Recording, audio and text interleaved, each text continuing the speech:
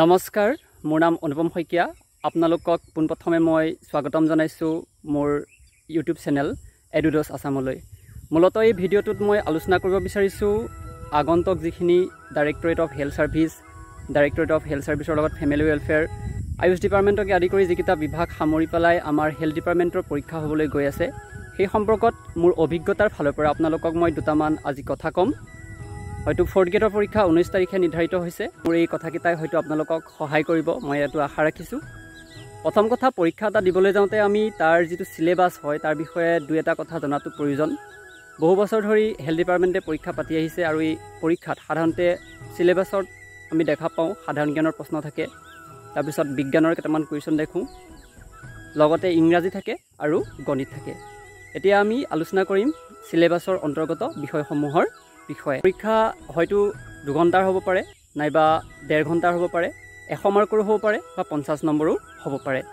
এতিয়া প্ৰথমে আহে সাধাৰণ জ্ঞানৰ প্ৰশ্ন। সাধাৰণ জ্ঞানত সাধাৰণতে আমি দেখা পাওঁ হেল্থ ডিপাৰ্টমেণ্টৰ যদি আগত হৈ যোৱা পৰীক্ষাবিলাকৰ আমি পেপাৰ যদি এনালাইচিছ কৰিছোঁ তেতিয়া দেখা পাব, আপুনিও পাব যদি হাতত আছে চাব।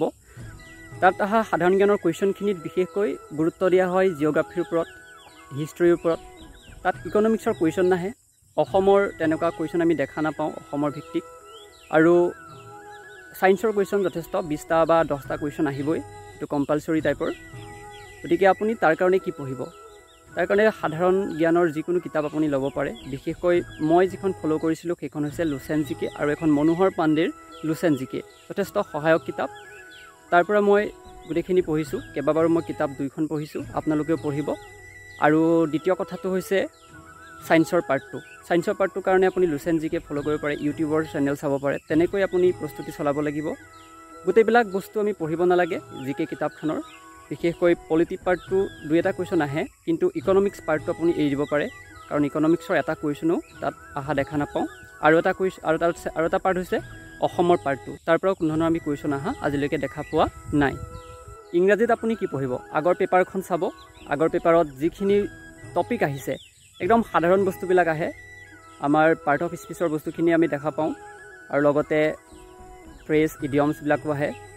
আগৰ কুৱেশ্যন পেপাৰখন যদি আপুনি ভালদৰে এনালাইচিছ কৰে, সেই টপিকখিনি যদি উঠাই লয়, সেইখিনি বাৰে বাৰে যদি ডিপলি অলপ ষ্টাডি কৰে, ইয়াত একেবাৰে সহজ কুৱেশ্যনে দেখা পাব আপুনি। হয়তো চিন'নিমছ এইকেইটা অলপ টান পাব পাৰে, কিন্তু যদি প্ৰেক্টিছত থাকে তেতিয়াহ'লে সেইখিনিও ভাল হ'ব। কিছু গণিতৰ কথা, আপুনি গণিতত কি পঢ়িব? গণিতৰ কাৰণে আপুনি সাধাৰণ যিখিনি আমাৰ গণিতৰ বেছিক বস্তু বুলি কওঁ আমি এইখিনি জানিব লাগিব, পাৰ্চেণ্টেজৰ পৰা আৰম্ভ কৰি সমানুপাত যিখিনি আছে।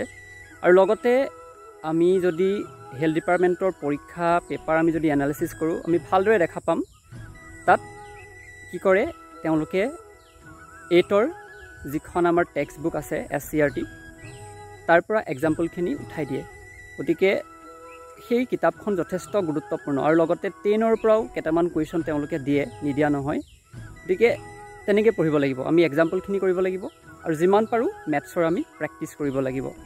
বেছিক জ্ঞানটো থাকিব লাগিব মেথছৰ, আৰু 8ৰ কিতাপখন যথেষ্ট প্ৰয়োজন। আৰু এটা কথা কওঁ, সেইটো হৈছে আগৰ পেপাৰ, প্ৰিভিয়াছ ইয়েৰৰ পেপাৰ আপোনালোকে যিমান পাৰে গোটাই লৈ অংকখিনি বিশেষকৈ বহুবাৰ ৰিপিট হৈছে। মই দিয়া বাৰতো কুৱেশ্যন পেপাৰ টোটেলি 10টা কুৱেশ্যন আগৰ পেপাৰৰ পৰা উঠাই দিছে।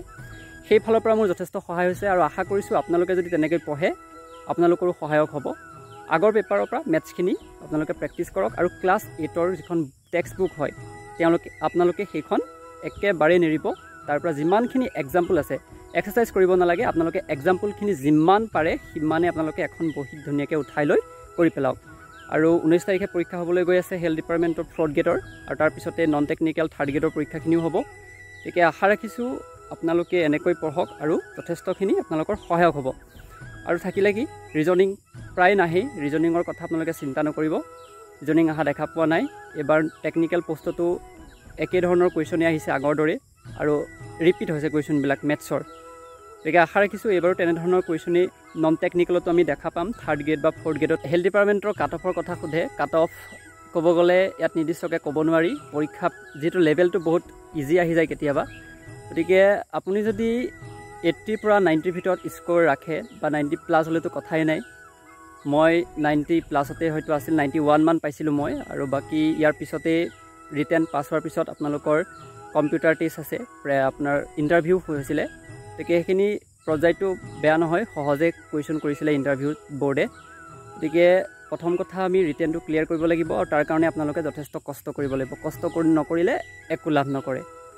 আৰু যিখিনিয়ে আগৰ পৰা পৰীক্ষা দি আছে তেওঁলোকে জানে হেল্থৰ পৰীক্ষাৰ পেটাৰ্ণটো কেনেকুৱা, আৰু যিখিনি নতুনকৈ দিবলৈ গৈ আছে তেওঁলোকক এই ভিডিঅ'টোৱে যথেষ্ট সহায় কৰিব, মই এইটো আশা ৰাখিছোঁ। আৰু এটা কথা, সেইটো হৈছে আপুনি যদি ভালকৈ পৰীক্ষা দিয়ে নিশ্চয় আপুনি নিযুক্তি লাভ কৰিব। কাৰণ আমিও কিন্তু ক'তো এটকাও দিয়া নাই, যথেষ্ট কষ্ট কৰিছিলোঁ, পঢ়িছিলোঁ আৰু তাৰে ফল পাইছোঁ বুলি আমি ক'ব পাৰোঁ, ডাঠি ক'ব পাৰোঁ। কাৰণ ক'তো আমি 1 টকাও দিবলগীয়া হোৱা নাই। গতিকে আপুনিও এই সুবৰ্ণ সুযোগ নেৰিব আৰু ভালদৰে পঢ়ক, আপুনিও ভাল ফল লাভ কৰিব। ধন্যবাদ।